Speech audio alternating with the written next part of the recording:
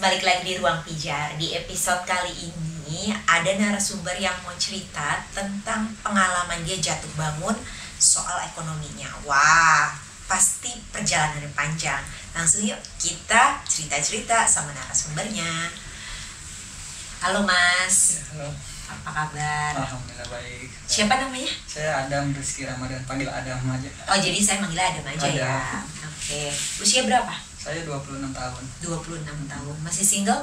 Masih. Oh, masih Alhamdulillah. single tuh. Jadi bagi yang mau boleh ya. Oke, tadi kan udah sempat cerita sedikit nih ya tentang pengalaman hidup ya, jalan hidup soal perekonomian ya. Ceritain tuh dari awalnya gimana sih? Nah, saya emang waktu itu kan ini buat jadi apa namanya, kita udah biasa dengernya, ketika di atas banyak yang nyayangin, ketika di bawah banyak yang nendang atau banyak yang apa ya, baru kelihatan tuh bener-bener orang sayang sama kita atau cuma sekedar pura-pura atau apa namanya, nggak benar-benar tulus gitu, kelihatan baru. Jadi ketika di atas saya ngerasa uang itu bisa ngebeli semuanya. Oh, oke. Jadi kebahagiaan orang pun bisa kita beli. Sampai Mohon maaf, itu kamu lakukan gitu? iya, saking kita gampang banget royal ibaratnya. Kita segala apapun kita mikirnya begini, Bu. Kalau kita punya uang, kita taruh di orang, itu pasti suatu saat pasti berbalik sama kita. Meskipun itu utang ataupun jasa, tapi sebenarnya nggak begitu konsepnya, Bu. Jadi apapun yang kita keluarin, ya udah keluarin aja. Bismillah, udah. Niatin aja, ridho. Urusan balik lagi atau enggak, itu belakangan. Kecuali kalau utang, Bu ya. Kalau utang kita berhak nagih. Kecuali kalau kita nolongin orang, itu benar-benar apa ya? Kalau kita berpikiran, wah, jasa kita ada di dia, jasa kita ada di dia nih, pasti kebalik lah. Itu nggak selamanya begitu. Pasti ada titik yang dimana uang itu nggak kenal teman, saudara, dan uang itu bahkan jadi bumerang sendiri buat kita. Itu aja sih. Pada saat masnya tuh ada di atas, dalam artian ekonominya tuh bagus banget gitu, sebegitunya nolong orang gitu. Iya. Sampai Contohnya? ya banyak, sampai ada yang waktu itu kesulitan sekolah buat SPP. Ada kelas saya waktu itu. Saya kan baru lulus ya, baru ngerasain kerja, megang duit banyak. Pasti mikirnya, wah, teman-teman saya ada yang nggak senasib sama saya nih, pasti kita bantuin kan, kita bangunin lah, bantuin bareng-bareng. Nah ternyata emang di situ apa namanya, insting kita tuh berbelok drastis, Bu. Ketika dia udah apa ya, udah berdiri kokoh lah. Bahkan kita yang lembek aja pun cuma ditengok aja mungkin sama dia, nggak pernah dibantu apa. Cuma itu kan kembali lagi kan, kebaikan tuh nggak usah disebut ya, nggak usah di apapun ya, apapun itu bentuknya. Cuma ngerasa hati gimana, Bu ya, sebagai manusia ya. Ya Allah, ini kemarin aku bayarin SPP-nya loh, kemarin yang ngemis-ngemis hujan ke rumah. Apa ya? Apa ini sebutannya Kacang lupa sama kulit. Tapi kita nggak boleh benci sama orang, nggak boleh hasut juga, nggak boleh iri kan. Kita harus, yang buat saya sih, buat keadaan sekarang ini, sedekah itu nggak mesti. Yang paling utama sedekah itu pas kita lagi di bawah, pas jatuh-jatuhnya. Soalnya kenapa, Bu? Itu berkali-kali kita berpikir, mau ngasih beras nggak ada, mau ngasih, kita lagi butuh ini, keinginan banyak. Bukan keinginan sih, kebutuhan. Kalau keinginan kan bisa dinanti-nantikan. Kebutuhan banyak. Sampai di sini saya juga bilang pada diri saya, udah ikhlaslah apa yang udah keluar. Yang udah keluar ikhlas, nggak usah disebut, biar nanti skenario Allah aja yang ngatur semuanya. Gitu. Oke, pada saat ekonomi lagi bagus-bagusnya, pasti semua pun mendekat ya. Wah, pasti. Ibaratnya musuh pun jadinya nggak musuh gitu. Nah, yang jadi pertanyaan saya itu adalah ketika jatuh, ada nggak yang tetap stay atau bertahan sama kamu, atau ya udah semuanya ninggalin kamu gitu aja? Sebenarnya kemarin ada, termasuk calon saya ini Bu, yang saya akan lamar tahun ini. Tapi Allah punya kehendak lain, Allah bikin hati dia berbalik. Mengulak-balik kan Allah ya, hati dia berbalik 100%, 180 derajat tuh. Ya udah, akhirnya dia Bu orangnya Bu, perempuan yang nunggu saya itu. Cuma mungkin karena kesalahan saya terlalu lama bangkitnya, terlalu lama stabilnya.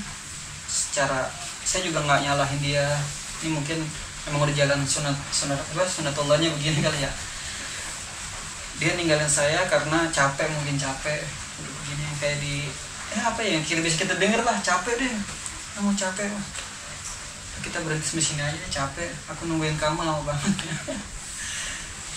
Sampai saya di situ kalau temen sih rata-rata nggak ada sih, ninggalin semua Bu.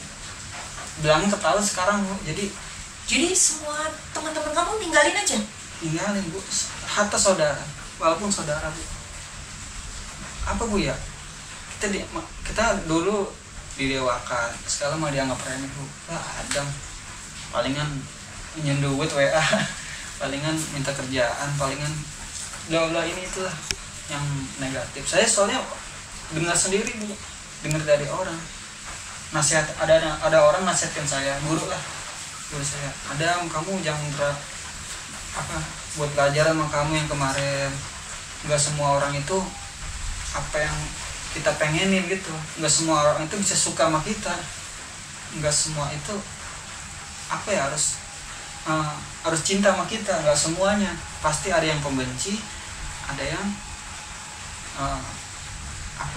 di luar dari harapan kita Bu. Itu intinya sih itu aja. Waktu di atas mungkin kita nggak tahu, kita gelap Bu. Kita nggak tahu, kecuali emang kita punya insting ya, punya firasat dari hati. Itu juga kita nggak tahu Bu ya. Nggak ada yang bahaya sama kita itu, nggak ada yang tahu Bu. Nggak ada yang hampir sama semuanya modelnya Bu, soalnya termasuk saudara juga. Saudara kan baik mungkin karena ada ikatan darah ya, tapi lebih sakitnya ketika pas ngungkit uang Bu, pas ngungkit masalah sana. Jadi seakan-akan ada ketika kita ada, dia selalu berbaik hati, dan ketika kita nggak punya apa-apa, siapa ya nggak kenal. Sampai segitunya. Nggak jauh dari hidup saya, nggak jauh dari lingkungan saya deh Bu. Contohnya aja, saya nggak mau. Itu pasti bikin mental kamu jadi down ya? Down parah. Karena kan sebenarnya ekonomi naik turun tuh hal yang lumrah lah dalam hidup gitu. Cuman kan kalau ditinggalin sama support system tuh, itu bikin kita jadi kayaknya jatuh berkali-kali gitu ya. Nggak ada penyemangat, nggak ada teman ngobrol gitu ya. Nah, itu apa yang kamu lakuin tuh setelah itu? Setelah dari ninggalin apa? Iya, setelah semua orang ninggalin, kamu ngerasa kamu sendiri sebatang kara, secara nggak ada yang support gitu ya, nggak ada yang mau deket gitu. Itu apa yang kamu lakuin? Kalau itu rutin begitu, saya mungkin bisa gila ya. Orang-orang mungkin bukan saya, maaf. Tapi saya berpegang begini, saya masih punya orang tua, meskipun orang tua nggak terlalu ikut campur ya. Maksudnya saya masih punya Allah, punya Rasulullah, punya Nabi Muhammad SAW yang bisa saya sholawatin terus tiap hari buat penyeda kesedihan saya. Mungkin di situ kalau nggak kita berpegangan dengan ajaran Islam, ajaran Nabi, kita udah apa Bu ya, itu kayak orang stres tuh, kayak orang bilang itu sebabnya kita harus punya iman begitu mungkin Bu. Nggak semuanya bisa orang terima ya. Intinya saya juga satu motivasi buat saya juga selalu ngeliat ke bawah aja sih Bu. Banyak yang orang pisah sama orang tuanya sampai nggak inilah nasibnya jadi nggak karuan. Mungkin lebih parah dari saya, mungkin masih banyak mungkin di luar sana. Saya cuma bisa begini maksudnya, begini dari setiap yang kejadian-kejadian yang saya alami itu kan semuanya buat pelajarannya. Oh begini, oh begini, jadi harus begini. Iya deh gitu deh intinya Bu. Nah, kembali lagi, nggak semua orang tuh bisa cinta sama kita, nggak bisa Bu, mau dipaksain sebagaimanapun, mau pakai uang, mau pakai kita punya fisik, mau pakai kita punya kecantikan, punya ketampanan, nggak bisa bener. Karena itu cinta itu sakral Bu ya. Kalau cinta yang benar-benar cinta ya, bukan cinta karena sesuatu duniawi atau buat apa, cinta yang benar sakral dari hati, itu apa namanya, susah Bu orang buat cinta sama kita, bener ya Bu. Oke, tadi kan kamu belum ceritain ya, kenapa kamu bisa jatuhnya itu faktornya karena apa ya? Mungkin karena pertama nih, saya berpikirnya mungkin ibu pernah berpikir begini, kita sedekah pasti berbaliknya berkali lipat, kita investasi akhirat. Benernya nggak salah, itu bener Bu, itu bener. Nah, Nabi juga ngajarin begitu kan mungkin Bu ya. Nabi ngajarin kalau kita sedekah pasti dibalas berkali-kali lipat. Tapi saya ini kebablasan mungkin, jadi saya ini terlalu mempercayai seseorang ketika nanti wah jasa saya dari dia nih, nanti nih mungkin berapa bulan tahun lagi pasti bakal berbalik. Wah nanti uang saya dari dia nih, ketika dia udah naik pasti dikasih lah, pasti dia ya, kita pasti dapat lah gitu lebihannya atau berbalik lah minimal lah gitu. Saya selalu berpikir begitu. Rencana kedepannya apa nih?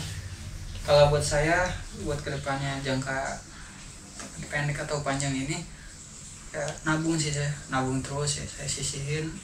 Nah yang udah kan manage uang itu susah ya, sulit, makanya nabung, entah di lebih contohnya ke bank dulu aja sih kalau buat yang ke investasi kayak belum percaya dulu deh. Oke, berarti pokoknya rencana kedepannya nabung dan mungkin mau punya pasangan ya. Iya. Ya amin ya rabbal alamin. Oke, biar sukses ya Mas kedepannya. Oke, bagi kalian, ketika kita lagi ada di atas tuh siapapun pasti mau mendekat, tapi pada saat kita jatuh di bawah, siapa ya yang mau mendeketin kita?